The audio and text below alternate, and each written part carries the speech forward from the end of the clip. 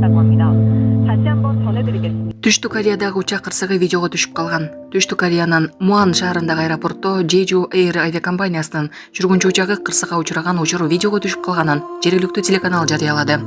NBC News YouTube каналы конуп жатканда учактын учуп конуу тилкесинен чыгып, тосмолорду сүзүп кеткени тартылган видео жарыяланды. Түштүк Кореядагы учак кырсыгынан 179 адам каза болгону айтылды. Түштүк Кореядагы учак кырсыгынан 181 адамдын 179 набыт болгонун Yonhap агенттиги улуттук өрткө каршы кызматына таянуу менен билдирди. Алдын ала маалыматтар боюнча 2 гана адам, жүргүнчү жана экипаж мүчөсү аман калган. Бийликтер Бангкоктон учуп келе жаткан Jeju Air учагынын кыйрашынын 2 негизги себебин карап жатат. Начар аба ырайы жана канаттуулардын соккусу. Жана башка жаңылыктар түрмөгү видеого лайк басып, Манас ТВ каналга катталып, акыркы жаңылыктардан кабардар болуп туруңуз.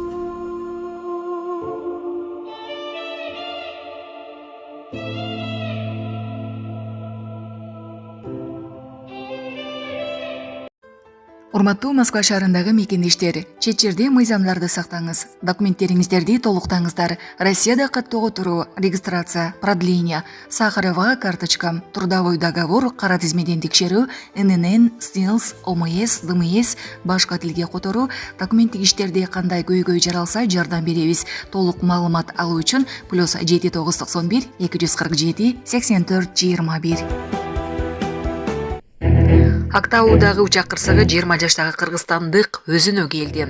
25 декабрда Казакстандын Актау шаарында кырсыкка кабылган учакта жаракат алган 20 жаштагы кыргызстандык өзүнө келди. Бул тууралуу коомдук ишмер Асол Молдокматова Facebook баракчасына видео жүктөдү. Видеодон дарыгер "Атаң келиптир, тааныдыңбы" деп жатканын көрүүгө болот. Биринчи келгенде абалы оор болуп комага жаткырганбыз. Азыр абалы жакшы боло баштады. Мына сизди таанып жатат деп баланын абалы тууралуу атасына айтып жатканын көрүүгө болот.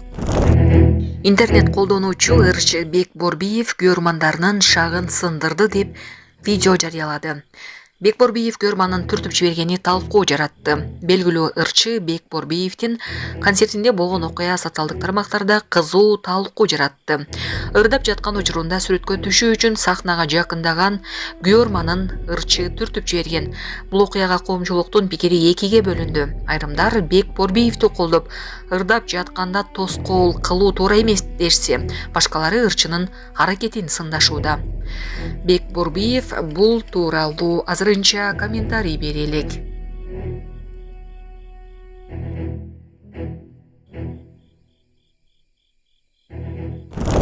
29 декабрга карата аба ырайы тууралуу маалымат. Кыргыз гидромет билдиргендей, 29 декабрда өлкөдө жаан-чачын болбойт, кээ бир жерлерде туман түшөт, тоол аймактарда жолдор тайгалык болот. Шамалдын багыты өзгөрүп, ылдамдыгы секундасына 2-7 метрге чейин жетет. Бишкек шаарында жаан-чачын күтүлбөйт, абанын температурасы -2, -4, күндүз +2, +4 градус болот.